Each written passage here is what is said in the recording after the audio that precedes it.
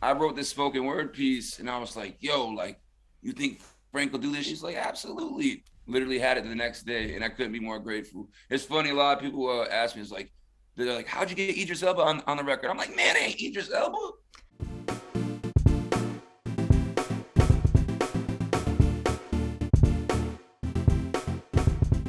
Hey guys, James Wilson Taylor here for Rock Sound with the latest of our video calls. The brand new album from Travie McCoy is available now. I'm delighted to say he is on the line to tell us all about it. How you doing, man? I'm Gucci, man. How are you? Yeah, not Actually, too bad.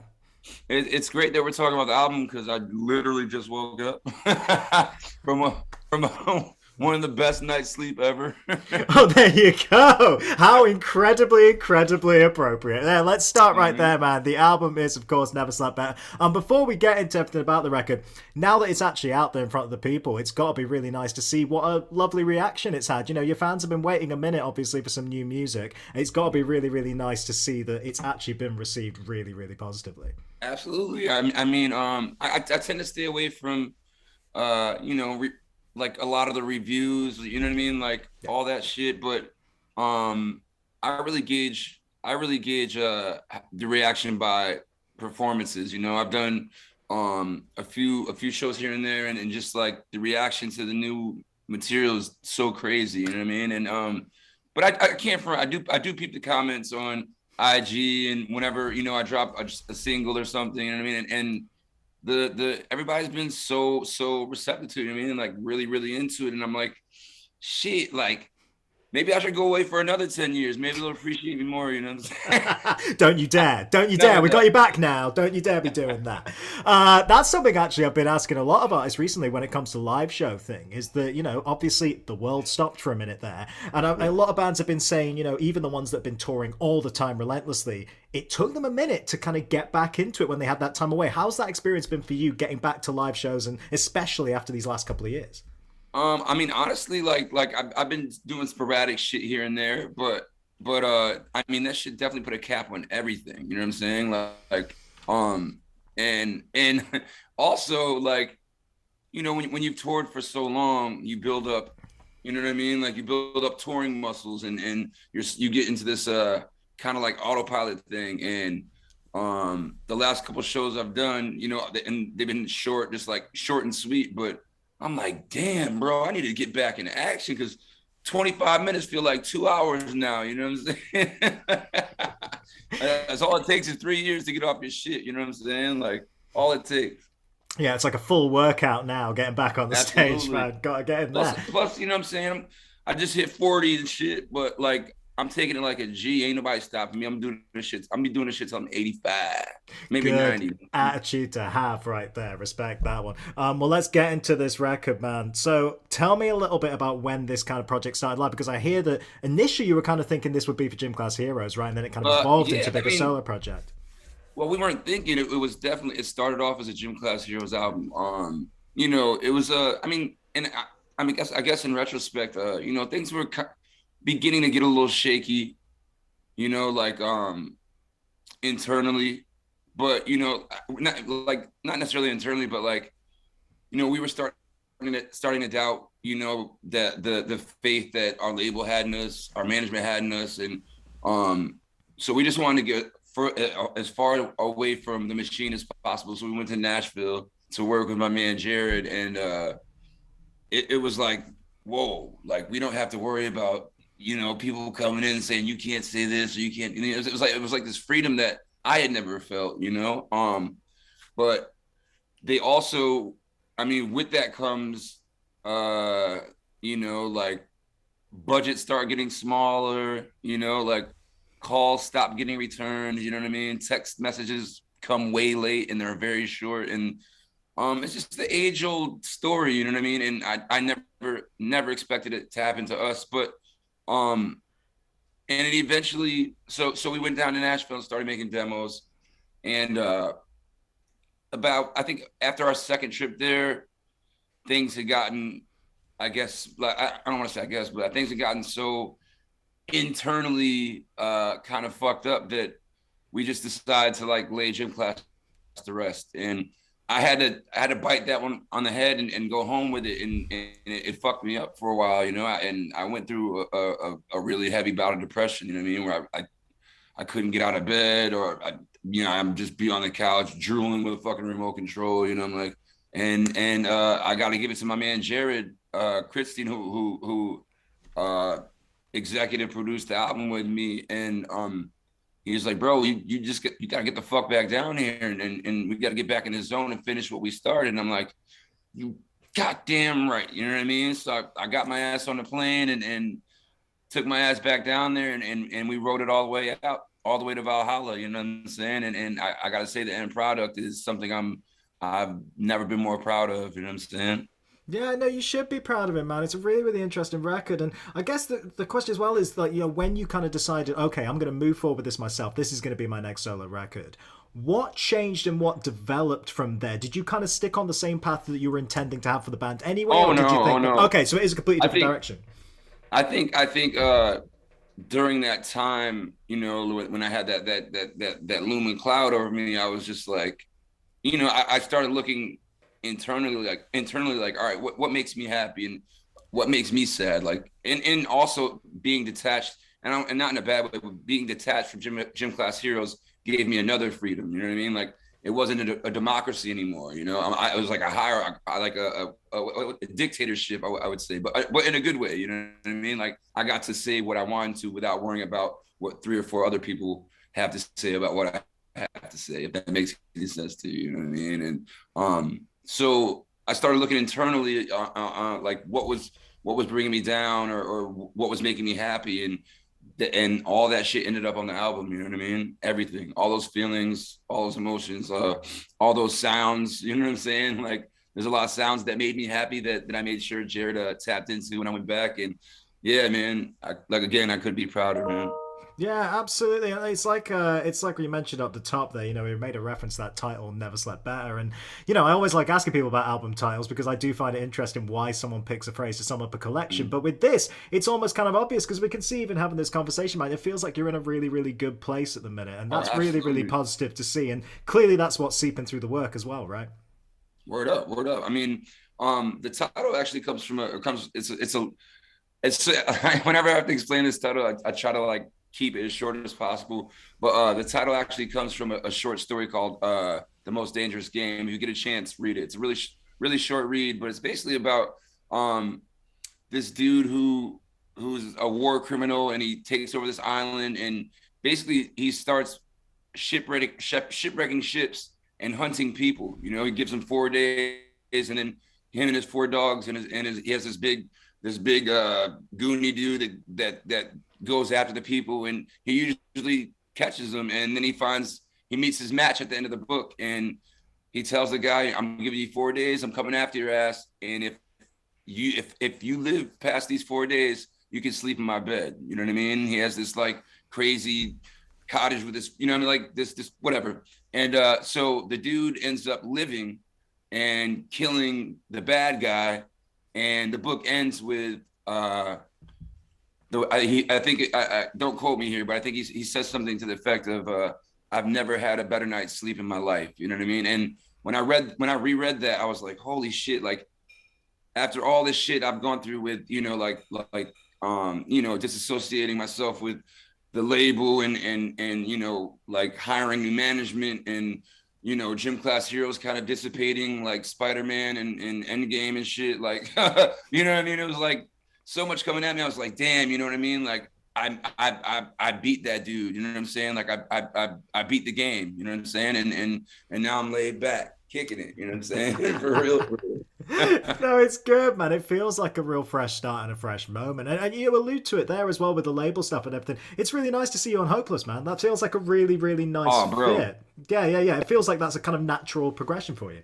You know, and for me, it's rejuvenating in a sense where, like, it brings me back to those, and I don't want to compare the two, but it brings me back to those Fuel by Ramen days. You know what I'm saying? Where it was just like, like, I was young and super hungry. Like, that never really went away. But I guess, between then and now, we kind of got tossed into this world that I was unfamiliar with and had no way of knowing how to navigate through.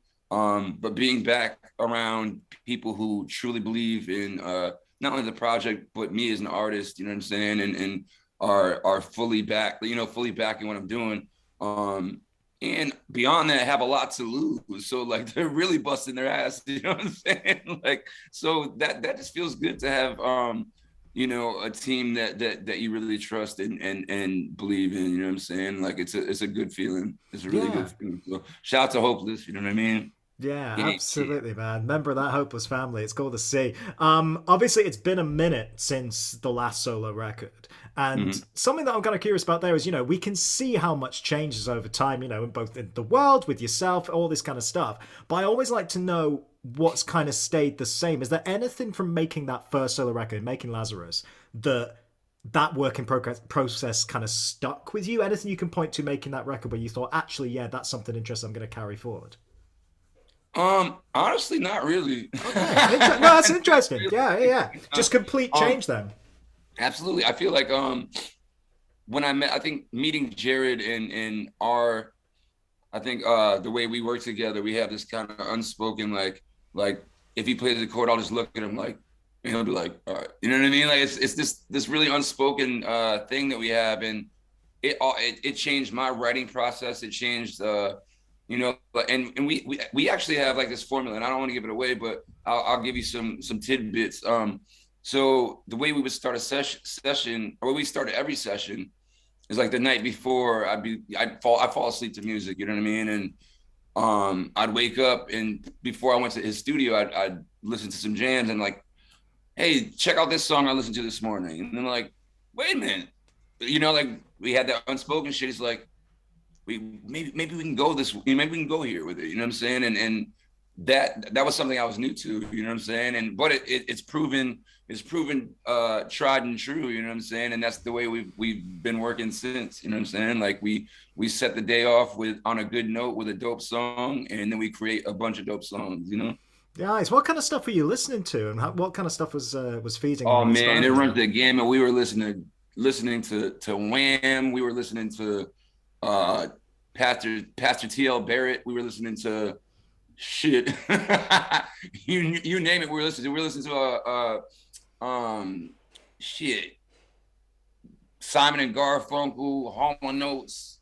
But all from all that shit to R.A. the Rugged Man, and it's. I mean, if you know me as an artist, you know I'm just a whole hodgepodge of everything and anything I listen to. So, and Jared's the same way, you know what I mean? So, and I think the album definitely reflects the fact that we were listening to a whole lot of crazy shit, you know what I Well, mean? no, it's good to have such a kind of big mix of stuff in there, a big mix of influences. And I want to mention a couple of the tracks that are on there. Of course, one of the more recent singles was Full Monarch, and that Yeah. seems to have gone down. Again, we talk about reception. It's really seems to have got people's attention, particularly with the video and stuff. It's really kind of cool. Tell me a Yeah. little bit about that track in particular and how that kind of came together. So I basically told Jared, well, there's a really cute story like about that song in particular. Matt and I had gotten off the tour bus. We were on tour with 311 and The Offspring, and we gotten off the tour bus, and there was a butterfly flapping around with one wing. You know what I mean? And I was like, damn, this is, you know, we tried to like save it, and it eventually flew off. But after that, something just didn't feel right. Like, and usually I was looking for our Chicago shows are off the chain. It's like our second home, you know, and just something wasn't feeling right before we went on stage. And from from the beginning, and the guys will tell you different. They had a great time, but for some reason, I just felt like I wasn't. Something didn't feel right. You know what I mean? And midway through the show, like I feel like I had given up. Not giving up, but like my soul wasn't in it. You know what I'm saying? And I turned around, and a monarch butterfly flew right past the stage, and I was like, holy shit. I looked at Matt, and he just gave me the biggest smile and pointed his drumstick up at it, and I'm like, I see it. And I looked at Joseph because I had told him the story, and he looked at me and he smiled, and I was like, all right. And then the rest of the show was fucking phenomenal. You know what I'm saying? And that stuck with me. That stuck with me. And when I told Jared the story, we started messing around with the song, and But I told him, I was like, I want the hook to be on some kind of some Earth, Wind, and Fire shit, some shit that people can sing along to and vibe to. You know what I mean? And I feel like we nailed it. You know what I mean? And shout out to Ange and Pseudo for shooting the video and capturing that Wes Anderson vibe that I was looking for. And shout out to Ron English for giving me the Monarch wings at the end. You know what I mean? Actually, these are where the wings actually came from. Oh, cool. Yeah, yeah. You gotta That's really cool, man. Yeah, you got to throw that in there. That's very, very cool, man. And other thing I wanted to mention on the record as well, when people play that for the first time, that opening kicks in. There's a very familiar voice right there. Tell me about Yeah, you know getting. who that is. Yeah, yeah. Tell me about how that. Have you guys known each other for a long time? How did you Yeah, end up getting him on there? my manager Hodge toured them for a long time, and I wrote this spoken word piece, and I was like, "Yo, like, you think Frank will do this shit?" He's like, "Absolutely." Literally had it the next day, and I couldn't be more grateful. It's funny, a lot of people ask me, they're like, "How'd you get Idris Elba on the record?" I'm like, "Man, it ain't Idris Elba. It's motherfucking Frankie. Get the fuck out of here." You know what I'm saying? That's amazing. I think that's the first time Frank has ever been accused of sounding like Idris. That's absolutely brilliant. Yeah, that'll never make that mistake again. I love that, dude. Oh, That's shit. funny, man. Couple other things I want to mention before I let you go. Looking back just a little bit, I don't know if you noticed this, but with one of your kind of bigger hits from back in the day, Cupid's Chokehold's now just gone platinum over here in the UK, like a few months back. Oh shit! I know, right? Isn't that cool? Yeah, let's get a disc in there, man. Let's get a disc on that wall. That's awesome. But I mean, obviously, you've had so much success in the past with loads of different songs. But what's interesting is the way I feel like every so often that one in particular just comes back around again, doesn't it? It's got a really Yo, enduring appeal, right?